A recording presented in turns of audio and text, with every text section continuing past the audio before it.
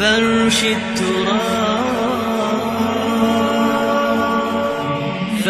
التراب يضمني وهو غطاء. آئیے اب سلطان صلاح الدین ایوبی کی کہانی بھی سنتے ہیں.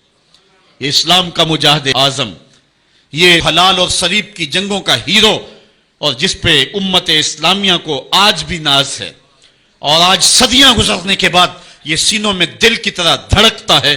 سلطان ایوبی کا نام آج بھی دلوں پہ نقش ہے، اور اس کا نام سن کے مردہ جانوں کے اندر بھی زندگی کی حرارت پیدا ہو جاتی ہے. اس کے زمانے میں ریجینالڈ بدبخت ایک انگلستان کے شہزادے نے حاجیوں کے قافلے کو روک لیا اور ان کا سامان لوٹ لیا. انہوں نے کہا ہم حج پہ جا رہے ہیں، تو نے ہمارا سامان لوٹ لیا، ہمیں جانے دے. تو اس نے دریدہ دہنی کرتے ہوئے کہا بلاؤ اپنے نبی محمد کو جو تمہاری جان چھڑائے. بس سلطان صلاح الدین ایوبی تک یہ بات پہنچی تو میں نے تاریخ میں پڑھا کہ وہ دانت پیستا تھا، اس کی آنکھوں میں خون اتر آیا، اور اس میں کھڑے کھڑے قسم کھائی کہ جب تک اس ظالم کو کیفر کردار تک نہیں پہنچاؤں گا چین کی نیند نہیں سوؤں گا. پھر پونے 2 سال کا عرصہ آپ سلطان صلاح الدین ایوبی کی زندگی دیکھ کے جنگی مہموں کو ترتیب دیتا رہا. دن رات اس نے ایک کر دی، نیند قریب نہ آنے دی. جب نیند بہت زیادہ تنگ کر دی تو پھر وہ خیمے کی چوب کے ساتھ ٹیک لگا کے کھڑے ہو کر کے اپنی آنکھوں کی آگ بجھا لیتا، اور پونے 2 سال کا عرصہ اس نے چارپائی پہ لیٹ کے نہیں دیکھا. پھر وہ لمحے آئے کہ اللہ نے اس کی مراد پوری کی. انگلستان کے شہزادے لائن میں کھڑے تھے، اس نے شاہ گاما کو اپنی کرسی دی اور ساتھ کہا ہم جس کو کرسی دیتے اسے امان دیتے ہیں. پھر اس نے اس کے جو نائٹس تھے ان کو آب خورے دیے، ان میں پانی دیا، کہا جس کو ہم پانی دیتے ہیں اس کو امان دیتے ہیں. پھر جب ریجینالڈ کی باری آئی تو بادشاہ کی رگیں پھول گئیں غصے سے. اس نے تلوار نیام سے باہر نکالی اور اس کی چھاتی پہ چڑھ کے اس کی گردن پہ تلوار رکھ کے اس کے ٹکڑے کرتے ہوئے کہا او کتے، تو نے کہا تھا بلاؤ اپنے نبی محمد کو، محمد عربی نے اپنا نوکر بھیج دیا ہے. اور اس طرح اس ریجینالڈ کتے کے 2 ٹکڑے کر کے رکھ دیے. یہ ہماری تاریخ ہے، یہ اور روشن تاریخ ہے. ہمارے اسلاف، ہمارے بزرگ، اس دور کے شہنشاہ، اس دور کے بادشاہ اتنی جرأت اور اتنی عظیمت رکھا کرتے تھے. اور آج ہماری کمزوریاں نے دشمنوں کو دلیر کر دیے.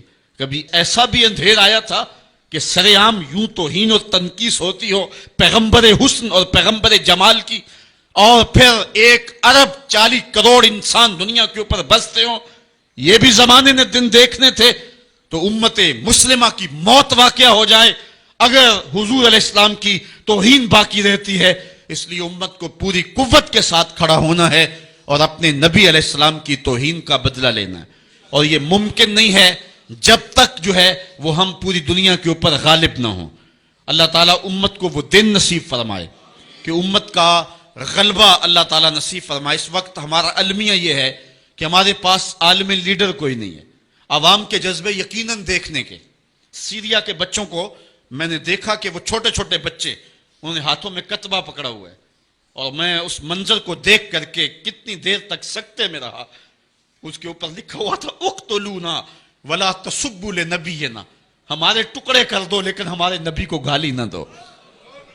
ان بچوں کے درد کی کہانی کلیجے چیر رہی تھی. یہ محبتوں کا عالم.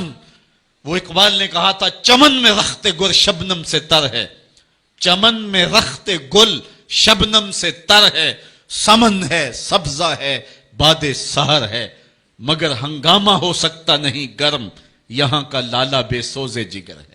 اس وقت امت بے امام ہے. امت کے پاس جو ہے وہ کوئی ایسا شخص نہیں ہے جو امت کی رہنمائی کرے. ملک بھی خالی ہیں اور عالمی لیول پہ بھی ہم کسی امام سے محروم ہیں. اللہ نے وہ دن نصیب کرنے ہیں. ہم صفے سیدھی کریں، بس ہمارا کام اتنا ہے. صفے سیدھی کریں گے تو امام بھی اللہ بھیج ہی دے گا، اور وہ وقت آئے گا کہ اس کے جھنڈے نیچے ہم کھڑے ہوں گے. اور ہم نے تاریخ میں پڑھا ہے، کتب صحاح میں موجود ہے، بخاری اور باقی کتابیں اٹھائیں، ہمیں اس وقت کی بشارت دی گئی ہے کہ جب اساکر اسلام ترتیب پائیں گے اور پھر امام بھی آ جائے گا، اور پھر امت مسلمہ وہ بانک پن پائے گی کہ صحیح حدیث میں آتا ہے کہ اگر کوئی یہودی کسی پتھر پتھر کے پیچھے یا درخت کے پیچھے چھپ کر کے پناہ مانگنا چاہے گا تو وہ پتھر مسلمانوں مجاہدوں کو بول کر کے کہے گا ادھر آ، یہ ظالم میرے پیچھے چھپا ہوا ہے۔ وہ دن بھی اللہ تعالیٰ نے ہمیں دکھانے ہیں، اور پوری امت کے اوپر جھنڈا جھولے گا تو آمنہ کے لال کا ہی جھولے گا انشاءاللہ۔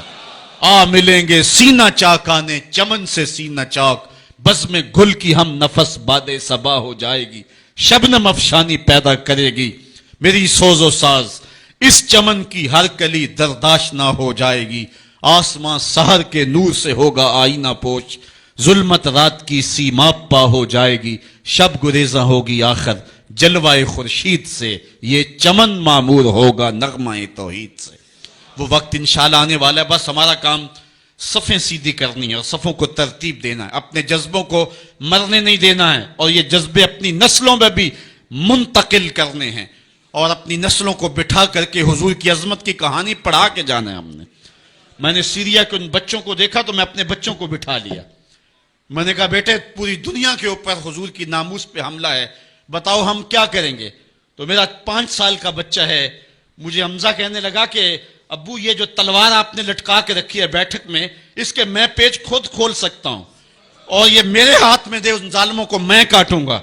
میں نے کہا بیٹے مجھے یہی تجھ سے توقع تھی، اس لیے کہ تیرے جسم کے اندر خواجہ دین محمد مصطفی کی غیرت کا خون دوڑ رہا ہے، اور انشاءاللہ یہ ہماری نسلیں اٹھیں گی اور اسلام کے غلبے کا خواب ہم شرمندہ تعبیر کریں گے انشاءاللہ۔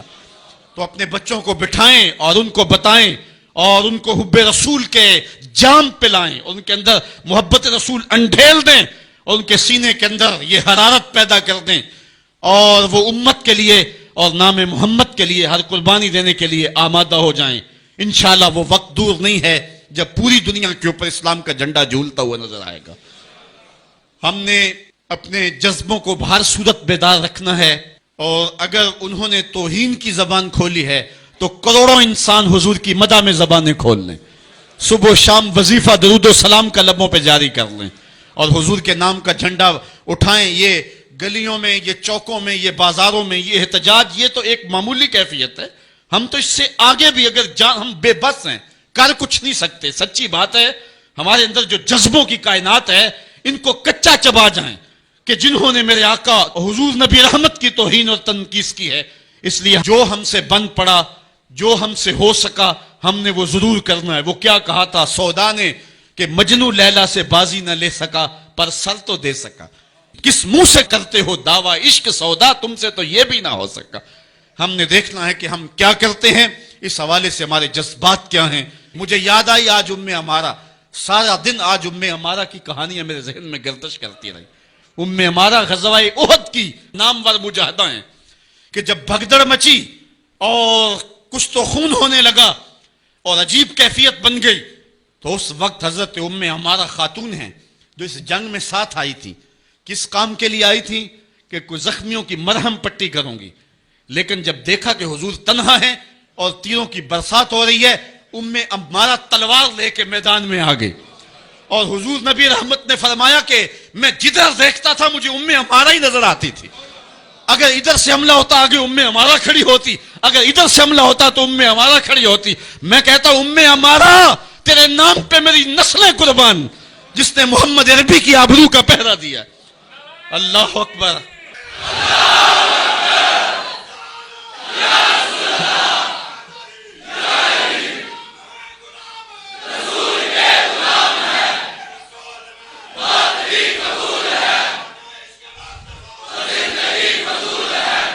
تمہارے جذبے سچے ہیں انشاءاللہ، شاید مغرب کو بھول ہو گئی ہے۔ یہاں ایک ایک بچہ غازی علم الدین ہے، ایک ایک بچہ عمر چیمہ ہے۔ یہ سعادت مندیوں کا سفر ہے، یہ مغرب کو بھول ہو گئی ہے۔ اس نے کس قوم کو چھیڑا ہے؟ ان کی غیرت مری ہوئی نہیں ہے، انہوں نے کچوکے دیے، زخم دیے، امت کو معاشی بحران میں مبتلا کر دیا۔ روز پیٹرول کے بم ہمارے اوپر گرتے ہیں، لیکن ہم کبھی میدان میں نہیں آئے۔ لیکن سارے معاملات کے اندر ہم کمپرومائز کر سکتے ہیں، کمزوری بھی دکھا سکتے ہیں۔ اگر اس عنوان سے ہم کمزوری دکھائیں، ہمارا بچتا ہی کچھ نہیں ہے، ہمارا سب کچھ نام محمد ہے۔ ہم نے ہر دور میں تقدیس رسالت کے لیے وقت کی تیز ہواؤں سے بغاوت کی ہے، چھوڑ کے سلسلہ رسم سیاست کا فسوں، بس ایک نام محمد سے محبت کی ہے۔ ہم نے عہد غلامی کرنا ہے حضور علیہ السلام کے نام سے، اور انشاءاللہ یہ ہماری سعادت مندی ہے. ورنہ ہم نے وہ زمانہ بھی دیکھا ہے جس زمانے میں کوئی ایسا متنفس نظر نہیں آتا تھا جو حضور کے نام کا جھنڈا اٹھائے. یہ تاتاریوں کا دور ہے جب بغداد کو اجاڑا گیا, امت کے سر کاٹے گئے, اور یہ حال تھا کہ منگول سردار نے کہا کسی مسلمان کا سر لاؤ, اپنے فوجیوں کو کہا نہیں تو تمہارا سر کاٹ کے لگائیں گے. ایک مینار تعمیر کرنا ہے کھوپڑیوں کا, اور پھر مسلمانوں کا پتہ ڈھونڈتے ہوئے لوگ ہاتھ میں پیسے لے کے گھومتے تھے کہ کسی مسلمان کا پتہ دے دو, اس کا سر کاٹیں ہم. لیکن مسلمان ملتا نہیں تھا, کاٹ دیے گئے. دجلہ 3 دن تک خون بن کے بہتا رہا. یہ ہماری تاریخ ہے بغداد کی. اور پھر دجلہ کا بند توڑ دیا گیا. جو لوگ تہ خانوں میں چھپے تھے 1.25 لاکھ لاشیں ہم نے وہاں سے پھر نکالی. پھر وہ لمحے آئے کہ کوئی ایسا متنفس نظر نہیں آتا تھا جس کے ہاتھ میں اسلام کا جھنڈا ہو.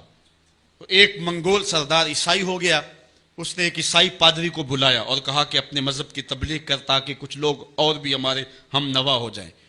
اس نے قسم پرسی کے سالم میں کہ اب کوئی شخص نہیں ہے جو اسلام کا نام لیوا ہو, تو اپنے خب سے باطنی کا اظہار کر دیا اور پیغمبر حسن و جمال حضور نبی رحمت کی توہین و تنقیص کا آغاز کیا. ابن حجر نے لکھا ہے کہ ایک کتا تھا جو خیمے کی چوب کے ساتھ بندھا ہوا تھا.